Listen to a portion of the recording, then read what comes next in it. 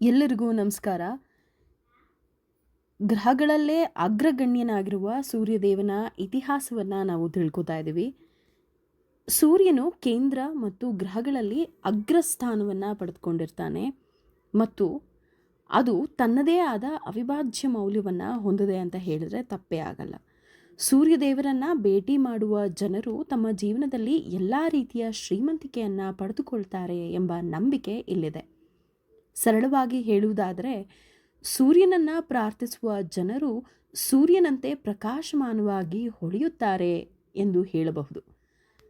ನೀವು ಜೀವನದಲ್ಲಿ ಗರಿಷ್ಠ ಸಂತೋಷ, ಸಮೃದ್ಧಿ ಮತ್ತು ಸಂಪತ್ತನ್ನು ಪಡೆಯಲು ಸಿದ್ಧವಿದ್ದರೆ ಈ ನವಗ್ರಹಗಳ ದೇವಸ್ಥಾನದ ಪ್ರವಾಸದ ಮೂಲಕ ಸೂರ್ಯನ ದೇವಸ್ಥಾನಕ್ಕೆ ಒಮ್ಮೆ ಭೇಟಿ ನೀಡಿ. ಭಾರತದಲ್ಲಿ 2 ದೇವಸ್ಥಾನಗಳಿದೆ. ಮೊದಲನೇದು ಕೊನಾರ್ಕಿನ ಸೂರ್ಯ ದೇವಸ್ಥಾನವಾದರೆ, ಇನ್ನೊಂದನೇದು ಭಾರತದ ದಕ್ಷಿಣ ಪ್ರದೇಶದಲ್ಲಿ ಅಂದರೆ ತಮಿಳುನಾಡಲ್ಲಿರುವ ಸೂರ್ಯನಾರಾಯಣ್ ದೇವಾಲಯ ಅಂತ ಹೇಳಿದ್ರೆ ತಪ್ಪಾಗಲ್ಲ.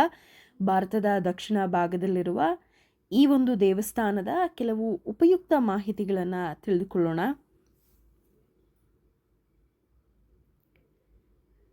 ಈ ದೇವಾಲಯವು ತಂಜಾವೂರು ಜಿಲ್ಲೆಯಲ್ಲಿದೆ. ಈ ದೇವಾಲಯದ ವಿಶೇಷ ಏನಂದರೆ, ಇದು ಕಾವೇರಿ ನದಿಯ ದಡದಲ್ಲಿದೆ. ಸೂರ್ಯನಾರಾಯಣ್ ದೇವಾಲಯವು ಅಡುತುರೈನ ಉತ್ತರಕ್ಕೆ 2 ಕಿಲೋಮೀಟರ್, ಕುಂಭಕೋಣಂನಿಂದ ಪೂರ್ವಕ್ಕೆ 15 ಕಿಲೋಮೀಟರ್ ಮತ್ತು ಮಯಿಲಾಡುತುರೈನಿಂದ ಸರಿಸುಮಾರು 20 ಕಿಲೋಮೀಟರ್ ದೂರದಲ್ಲಿ ನಕ್ಷೆಯನ್ನು ರೂಪಿಸಲಾಗಿದೆ. ಇದು ವಾಸ್ತವವಾಗಿ ಕುಂಭಕೋಣಂ ಮಯಿಲಾಡುತುರೈ ರಸ್ತೆಯಲ್ಲಿದೆ. ಆಗಸ್ಟ್ ಮತ್ತು ಅಕ್ಟೋಬರ್ ನಡುವೆ ಈ ಒಂದು ದೇವಸ್ಥಾನಕ್ಕೆ ಭೇಟಿ ನೀಡುವುದು ಪ್ರಶಸ್ತ ಸಮಯ.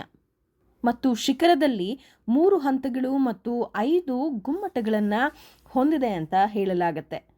ಪವಿತ್ರ ದೇವಾಲಯದ ತೊಟ್ಟಿಯು ರಾಜಗೋಪುರದ ಉತ್ತರದಲ್ಲಿ ನೆಲೆಗೊಂಡಿದೆ. ಸೂರ್ಯ ದೇವರನ್ನ ದರ್ಶನ ಮಾಡುವ ಮೊದಲು ದೇವಸ್ಥಾನದ ತೊಟ್ಟಿಯಲ್ಲಿ ಸ್ನಾನವನ್ನು ಮಾಡಿ ಪವಿತ್ರವಾಗಿ ನಂತರ ದೇವರ ದರ್ಶನವನ್ನು ಮಾಡುವುದು ಇಲ್ಲಿನ ವಿಶೇಷ. ಈ ದೇವಾಲಯವು 20ಕ್ಕೂ ಹೆಚ್ಚು ತೀರ್ಥಗಳನ್ನು ಹೊಂದಿದೆ ಹಾಗೂ ಈ ದೇವಾಲಯಕ್ಕೆ ಹೆಚ್ಚುವರಿ ಮೌಲ್ಯವಾಗಿದೆ ಅಂತ ಹೇಳಿದ್ರೆ ತಪ್ಪೇ ಆಗಲ್ಲ. ಈ ದೇವಾಲಯದ ಪ್ರಧಾನ ದೇವಿಯರು ಅಂತ ಅಂದರೆ ಶ್ರೀ ಉಷಾದೇವಿ ಮತ್ತು ಶ್ರೀ ಪ್ರತ್ಯುಷಾ ದೇವಿ. ಭಗವಾನ್ ಸೂರ್ಯನಾರಾಯಣರು ಕೂಡ ಇಲ್ಲಿಯ ಮುಖ್ಯ ದೇವರಾಗಿದೆ.